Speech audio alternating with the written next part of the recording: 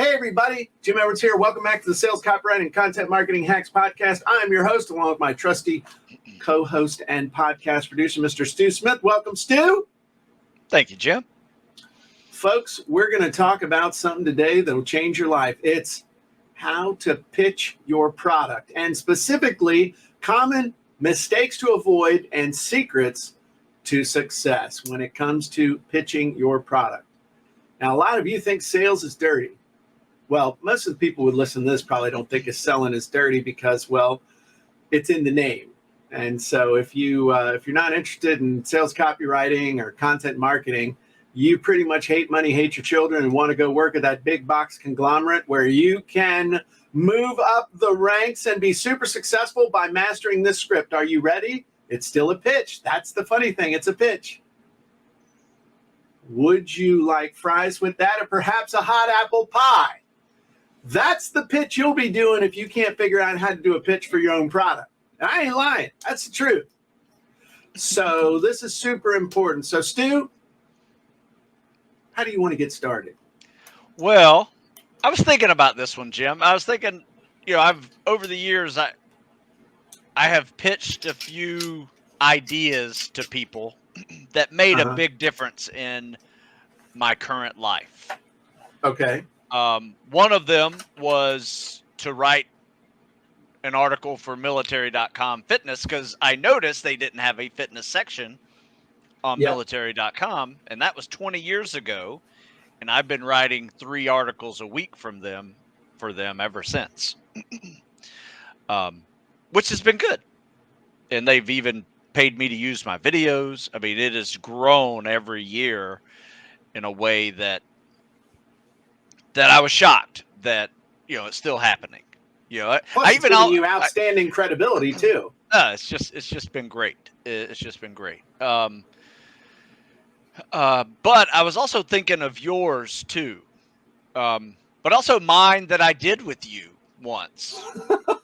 So I got a whole bunch of them in my head, all these different pitches that are just hitting me like, damn, I pitched that, and Jim pitched this. And so I remember we had been working out for, I don't know, probably a year, maybe 2. And I just noticed your email address, had about ebook coach written in it somewhere.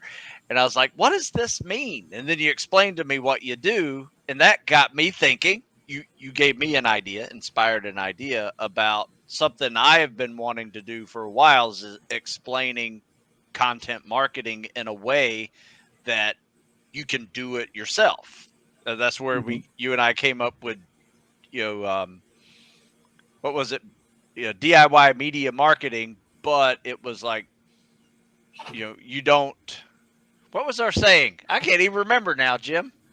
It was about you're a marketer who does this. The biggest thing is you're a real estate agent. Right. You're a marketer you're a media marketing company that promotes real estate.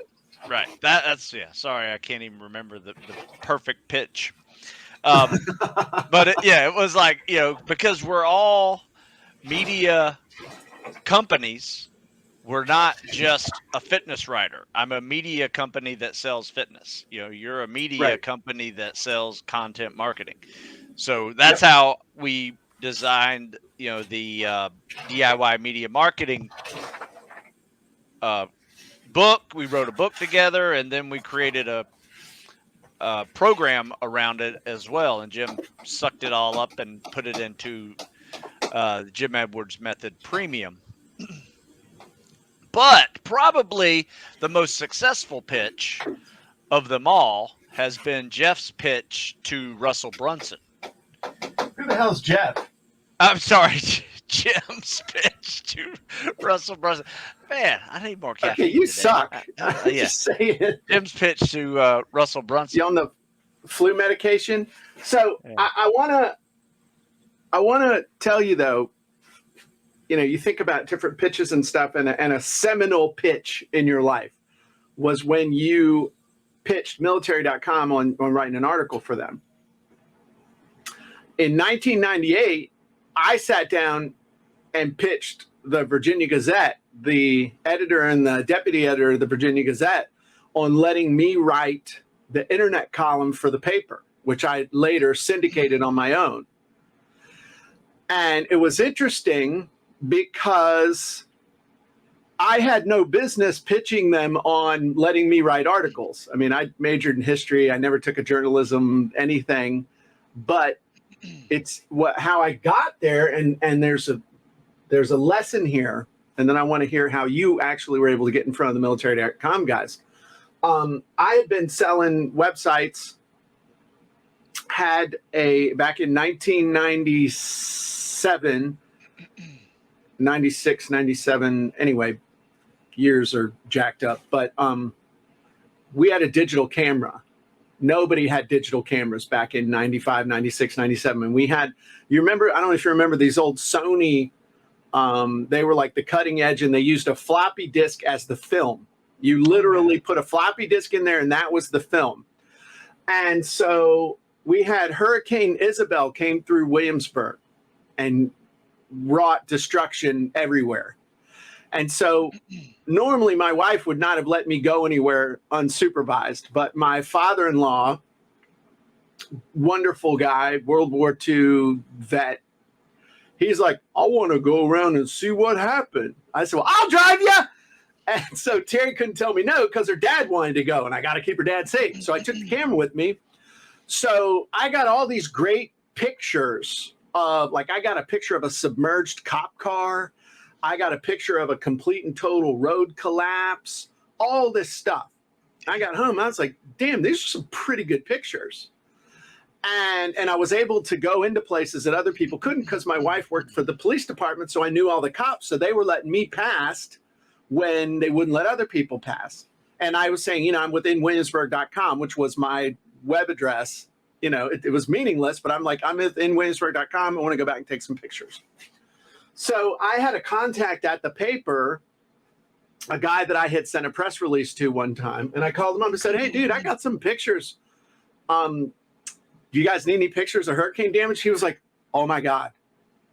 Can you come down here right now? Our photographer was somewhere and they had no pictures for the newspaper of stuff from the hurricane. So I went down to the paper and I started showing them my pictures. And the next day, they said, like, well, what do you want for these? They were expecting me to try and make them pay. I said, well, can you just give me credit under the picture? That's all. Just courtesy Jim Edwards in Williamsburg.com. That's all. And, in like 3-point type. Susan can write that small, the only human being I know that can. But it was so small, nobody reads that crap. And they're like, that's all. Sure. So next day, front page, full color, was the picture of the cop car half submerged. And everybody was, oh, it's the best picture ever. I'm surprised I didn't win a Pulitzer. Okay. But see, what happened was they had started running this column I didn't even know it sucked. It was about the internet. So I had written my book and I had my little, my tape program I did, Tender Little Secrets of Mortgage Financing.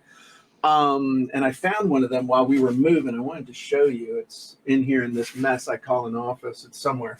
Anyway, so I called up the deputy editor, a guy named Rusty Carter, and I said, hey, I'd like to come down and talk with you about supplying you with some articles because the column that you're running right now sucks. That's what I told him. That was my pitch on the phone. So can I come down and talk to you? He's like, yeah, okay. And he sounded a little dubious, but he owed me because of the photos.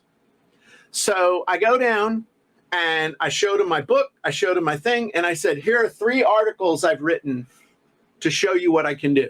And I had written 3 articles and they looked at them and they said, all right, how much do you want? I said, you don't have to pay me anything. I just want a byline at the end of the article. They were like, sold.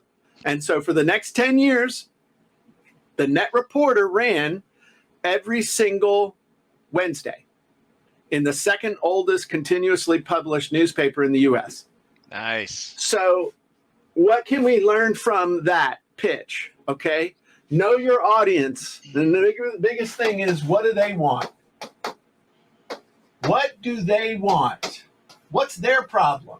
How can you help them solve their problem? It's never about you. The other thing is you don't have to get paid now. Sometimes the best thing you can do is just help somebody out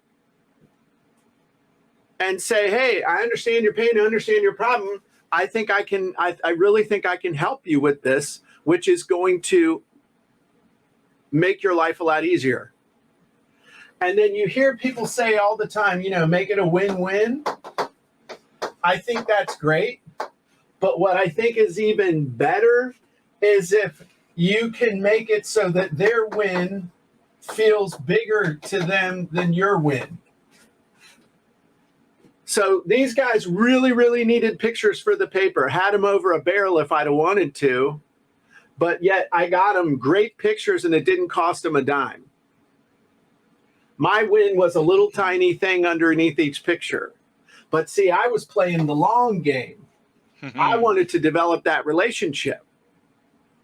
And so when it came time to cash in on that relationship, or not really cash in, but to, cash in on that relationship, it wasn't usurious or anything like that. It was just another round of, hey, I know you guys want to do an internet column because I've seen you doing this one.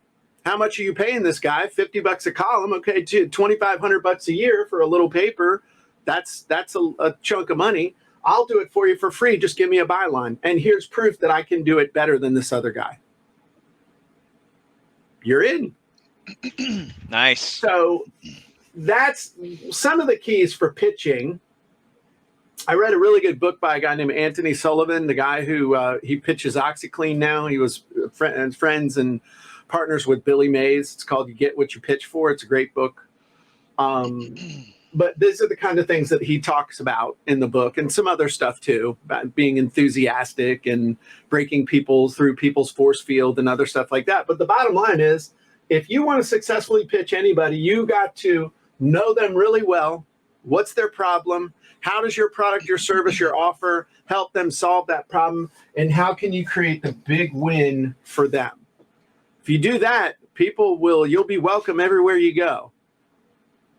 And wherever you're not welcome, you probably didn't want to go anyway because the people are chuckleheads.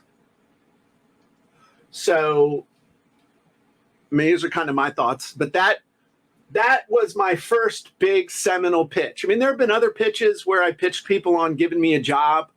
I pitched people on giving me an opportunity. When I wanted to go into the mortgage business, man, they in 1992, they did not want to hire 23, or 1991. They did not want to hire 23-year-old kids who'd never even owned a house and had bad credit. And so I was pitched. When I figured out that I could make it in the mortgage business, this was something that I could do. I wouldn't take no for an answer. I was calling presidents of mortgage companies on Sunday, pitching them on why at home. Woo. Pitching them on why they should let me come to work for them. And one guy was finally like, look, if you will just stop calling me, I will give you a job. I'll give you $1,000 a month draw, which is like nothing. You got 2 months to make it work, or I'm kicking you out on the street.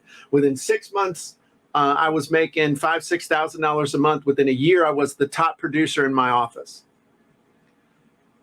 But pitching also means having tenacity and believing in yourself, believing in your product, even when everybody's telling you no. Other thing is that no today doesn't mean no forever.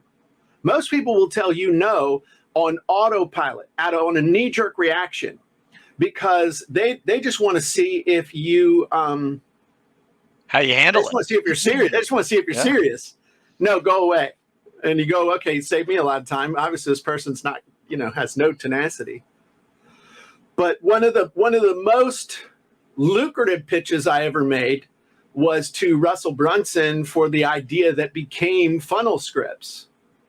And interestingly enough, it follows the same pattern.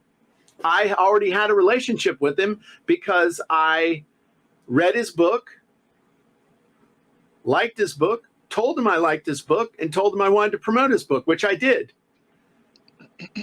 And then I said, you know what?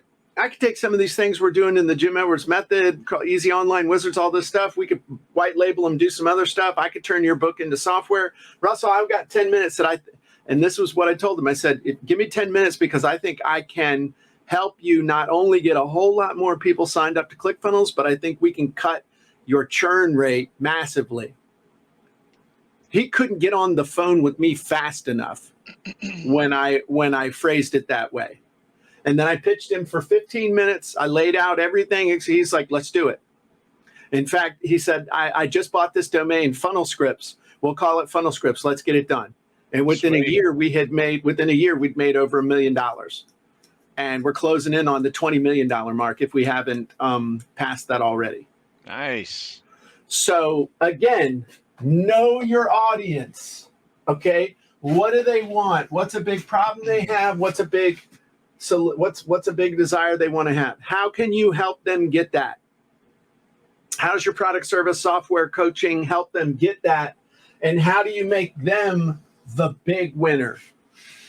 So that they're like, holy crap, I need to sign up. I need to do this before this dude comes back to his senses, before he decides to raise the price, before he moves on to somebody else.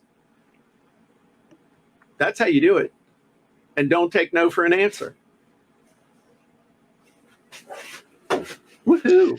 Yeah, that's a good one. I tell you, you're very right about having confidence in yourself when you go into that pitch. That's probably the number one fuel that you need, is just personal self-confidence. And one way that helped me with not only military.com, but also you, is that I already had a book. Like, I just wrote a book. Yeah. I was just out of the military, and it was a fitness book, and I was able to talk to military.com as a published author, and they were like, oh yeah, I know who you are. And one guy was like 10 years older than me from the academy. I didn't know him, but he had evidently bought the book for his son who wanted to do Navy SEAL training. So it was just clicked like immediately. So it was like that when Russell Brunson said, let's do it. But see, people call that luck, but the definition of luck is when preparedness meets opportunity. Absolutely. It's better to be prepared for an opportunity and not have one than have an opportunity and not be prepared for it. And it's amazing that when you're prepared, how many things actually turn into opportunities as opposed to not. A prepared person who's ready and got their stuff together and has their message straight has a much better chance of a pleasing result. Yeah. And things start clicking too on both sides. Like everything's like, oh yeah, they start finding, commonalities that, would not have occurred had you not made that initial pitch. So absolutely. And then success breeds success too. Yeah. Which I think is super, super important. So what's another story from your life where you pitched somebody on? I mean, did you have to pitch anybody on you getting into the Naval Academy? You know what? That's a funny story. I actually did not. Okay. I will tell you this, a 10th grade history teacher, I was talking about being a pilot because I evidently, Top Gun came out, so I want to be a pilot. And he was like, you should consider the Navy because they have more planes than the Air Force. It just happened to be that little thing that kind of guided me through that. So it wasn't necessarily a pitch. It was just one of those things. It's weird how some comments that are inspirational that, one, give you an idea, but also drive your intentions, for a different road for the future. But mine was unique because I grew up in the middle of nowhere. And I was literally the only one who had applied to a service academy in my congressional district at that time. First of all, I was the first person to do it that year. Okay. So at that time, I was the only one that applied.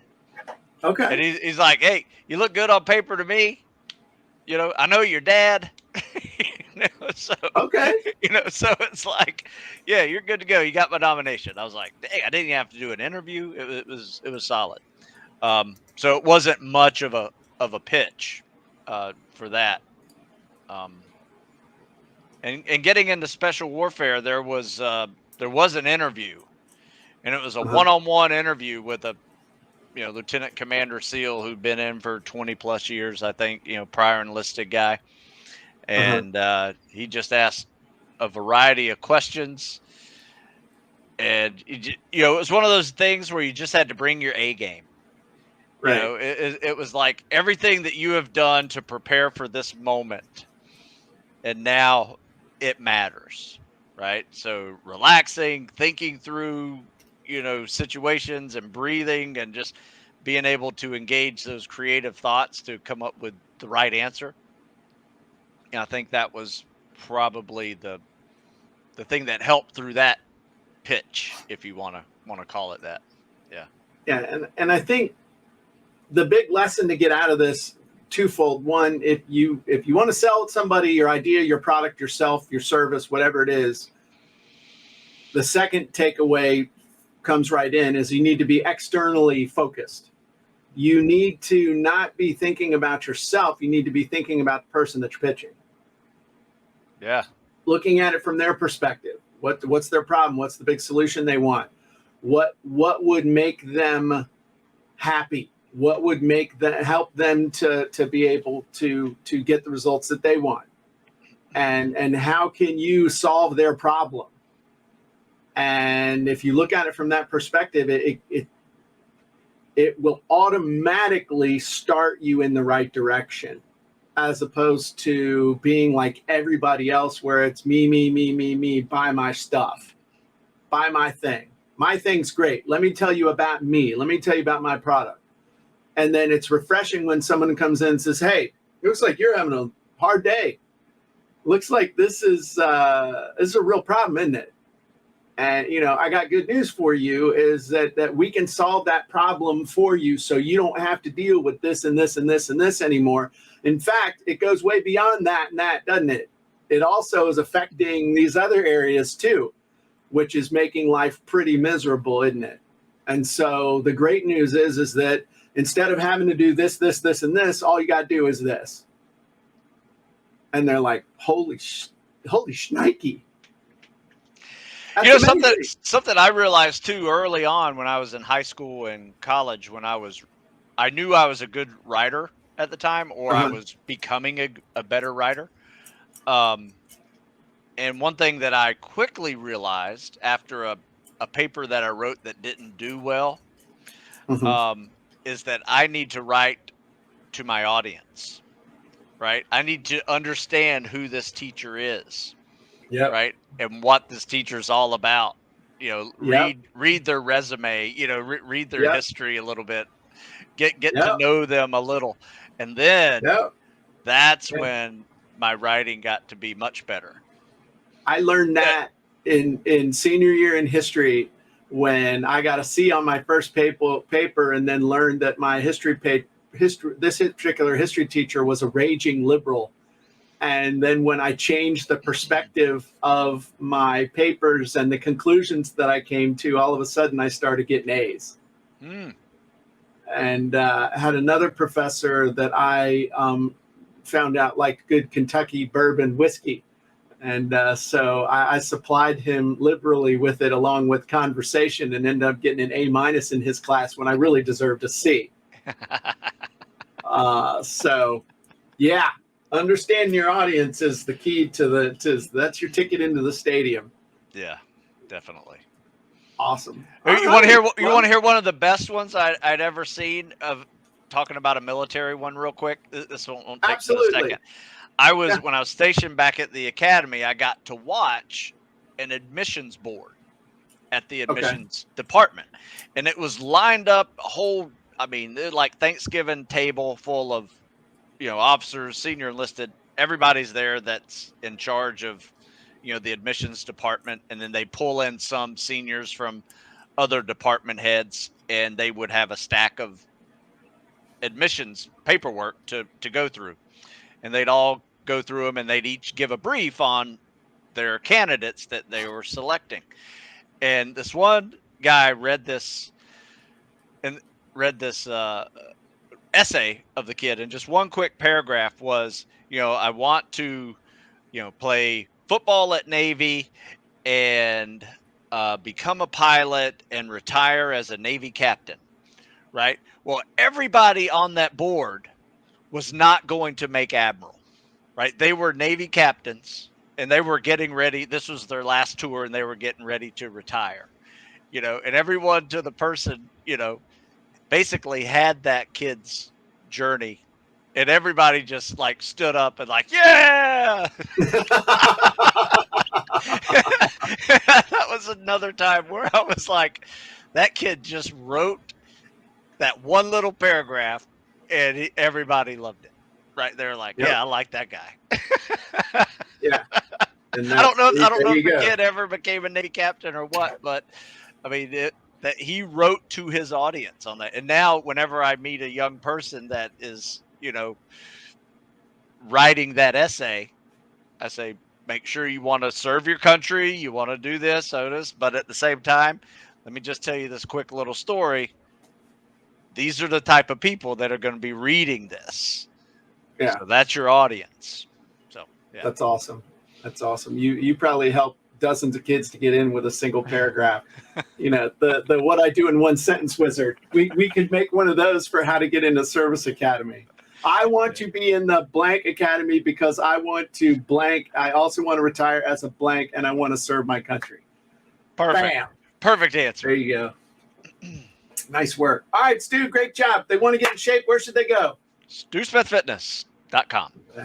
That's right. If you want to get an amazing, ever-growing collection of scripts that will help you to get more leads, make more sales, and develop stronger relationships with your customers and subscribers, head to copywritingsecrets.com and or go to contentmarketingscripts.com, where we'll give you an amazing training on how you can use content to build your business and do all those cool things. So appreciate you, Stu. Appreciate everybody who's with us. And if you're what? Don't forget. I said copywriting. Oh, and get a free copy of my book at copywritingsecrets.com. We have a few copies left. I'll send it to you absolutely free. All I ask you to pay a small shipping and handling to show me that you're serious and that you don't hate your children. Because if you don't have a copy of that book, you hate your kids, because it's going to help you make more money, pay for college, and be a great example and a better human being. So everybody have a great day. We'll talk to you soon.